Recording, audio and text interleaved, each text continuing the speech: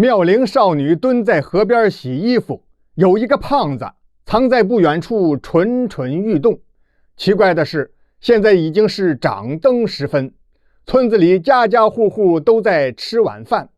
这位少女为什么单单挑这么个时候，黑灯瞎火的在河边洗衣服呢？还有那个躲在暗处的胖子，他要对这个女孩子做什么呢？貌美绝伦的少女苗香，由于相貌过于出众，白天就从不敢走出家门。这苗香既孝顺又勤快，趁着晚上没人的时候，到河边来洗衣服，正把父亲的长衫在水里荡来荡去呢，突然就被身后悄悄靠近的胖子给拦腰抱住了。啊！救命！本能的呼救还没喊出口，嘴就被一只胖手给捂住了。这个色胆包天的胖子是本地大财主费金山的独生儿子，恶少费武殿。费武殿早就听说苗香貌美如花，前不久暗中爬上墙头，偷看到了在院子里浇花的苗香。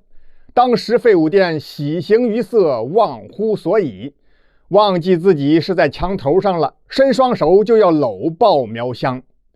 苗香没抱着，费武殿是仰面朝天摔倒在地，屁股疼了有半个多月，请来巧嘴王媒婆上门提亲，遭到苗香的父亲苗老秀才的断然拒绝。哼，不识抬举，想嫁到我们费家的女子车拉船载多着呢，本少爷能看上你这个穷秀才的闺女，那是你们家祖坟冒青烟儿了，你还不乐意？不乐意我也得把苗香搞到手。现在终于要得偿所愿，将美若天仙的苗香紧紧抱入了怀中。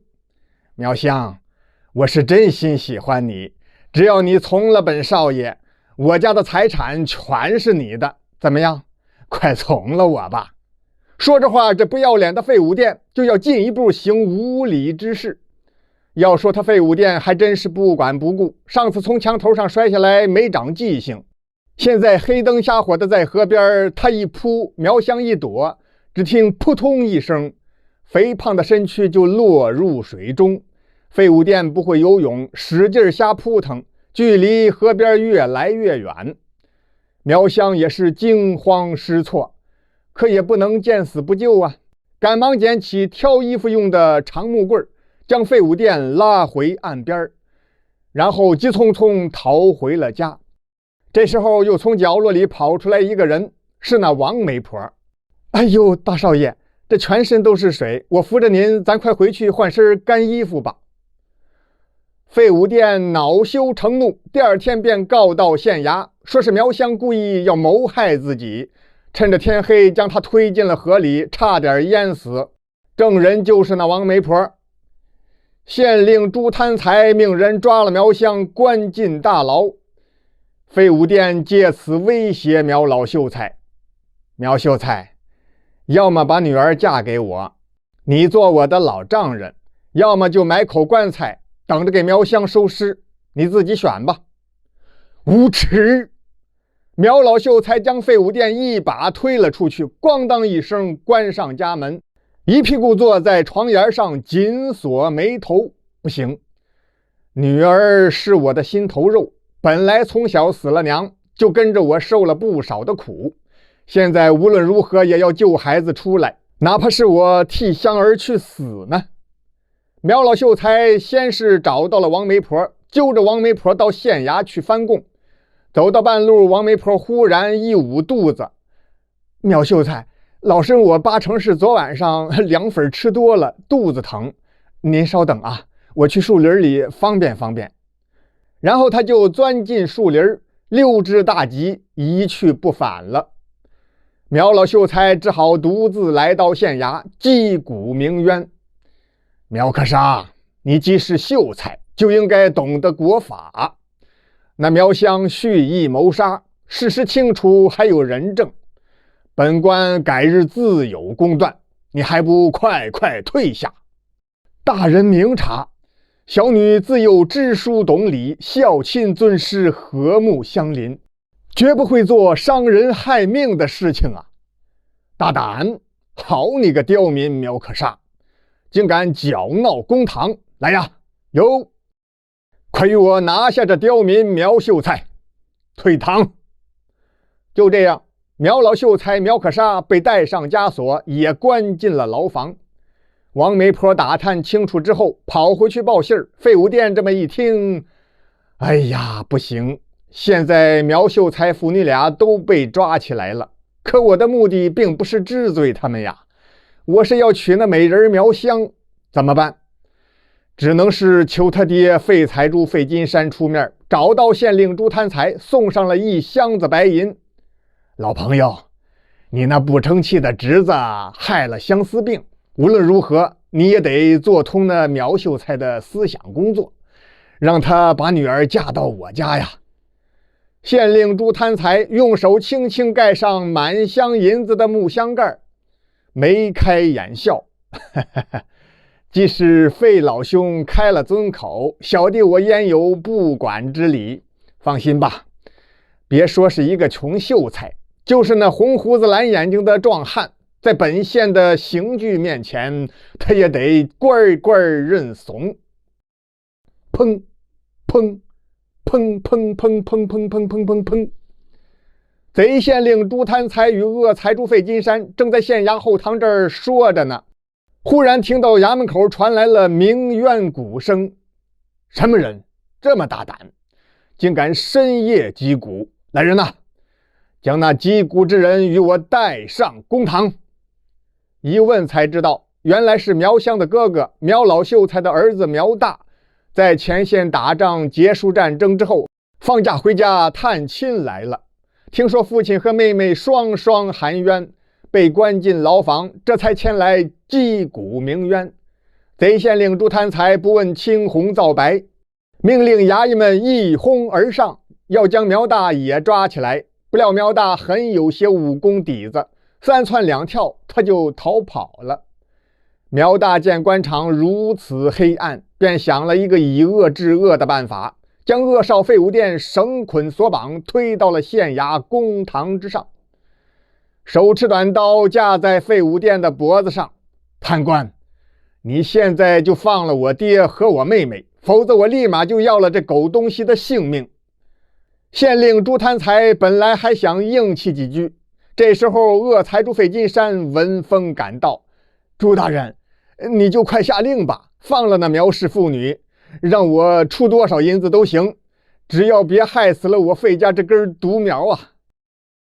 朱县令毕竟是个老手，好，那我就放了苗可杀与苗香。不过苗大，你得替他们坐牢，要不然本官也不好交差呀！啊！苗大不知是计，点头答应了，被关进大牢。苗老秀才苗可杀与女儿苗香出狱回了家，刚进家门，王媒婆就紧随而至。哟，我说苗秀才呀，你可真是福大命大造化大呀！大难不死，必有后福。这不是费老爷说了，只要你答应苗香和费少爷的亲事，他可以在县太爷跟前儿做担保，就你儿子苗大不死，立马就可以放人。老秀才苗可杀左右为难，既不想让儿子苗大白白搭上性命，又不愿意把女儿苗香送入火坑。还是苗香一咬牙一跺脚，攥着拳头瞪着眼睛。好吧，我愿意嫁给费武店，这聘礼我们就收下了，只要放了我哥哥，随时可以成亲。果然第2天苗大就被放出狱回了家。一听说是妹妹答应了亲事，苗大举起大手，一拳头砸在了桌子上。爹，小妹，咱们收拾收拾，一起离开此地，逃婚吧。苗老秀才一把抓住苗大的手腕子。儿啊，人无信不立，咱们已经同意了婚事，怎么能够逃跑呢？为父我一生磊落，绝不能失信于人。哎，爹，讲信用那也得分跟谁呀？费财主一家那就是一窝无赖，他们不配这信义2字。苗香呢，听从他爹的，到了日子，坐上8抬大轿，就嫁进了费家。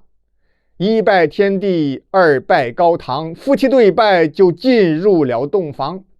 苗香坐在床头上，费无殿眉飞色舞，一把掀开了红盖头。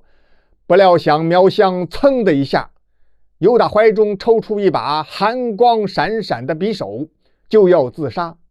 费无殿反应挺快，伸手就抓住了苗香那纤细的手腕。媳妇儿，你不能死！说着话就往自己怀里夺着把刀。苗香力气小，费无殿力气大，刀尖在运动的过程当中就调转了方向，只听噗，5寸3分长的尖刀连根没入，正插在费无殿的咽喉上。哦的一声，费无殿绝气身亡。王媒婆挺负责任，扭着腰晃着屁股到洞房查看来了，正瞅见苗香手握尖刀插在费无殿的脖子上。杀人了，杀人了，新娘子把新郎给杀死了。这一叫喊，整个费宅上上下下，连主人带仆人以及参加婚礼正在吃宴席的各路宾朋，其中也包括贼县令朱贪财，全都乱了套了。朱贪财第一个钻到桌子底下去了。前来送亲的苗大一看这情形，赶忙拉起父亲苗老秀才，背上妹妹苗香，就冲出了费宅，骑上2匹马，家也不回了，快马加鞭就逃往了外地。恶财主费金山死了独生儿子，把气撒在王媒婆身上，让贼县令朱贪财把王媒婆关进了大牢。不久后，费财主出门收账的时候，在江心翻了船，一命呜呼为了鱼。5年之后，贼县令朱贪财东窗事发，贪污渎职，草菅人命，数罪并罚，被发配到沙漠种树去了，永远不许回来。王媒婆出了狱，只是不知怎么的喉咙哑了，再也不能开口说话，成了个乞丐花子。这一天艳阳高照，小村庄外来了一架马车，原来是苗老秀才一家人回来了。儿子苗大，女儿苗香都已经成亲，也都有了儿女，儿子儿媳，女儿女婿，孙子外孙女，一家7、8口，是其乐融融。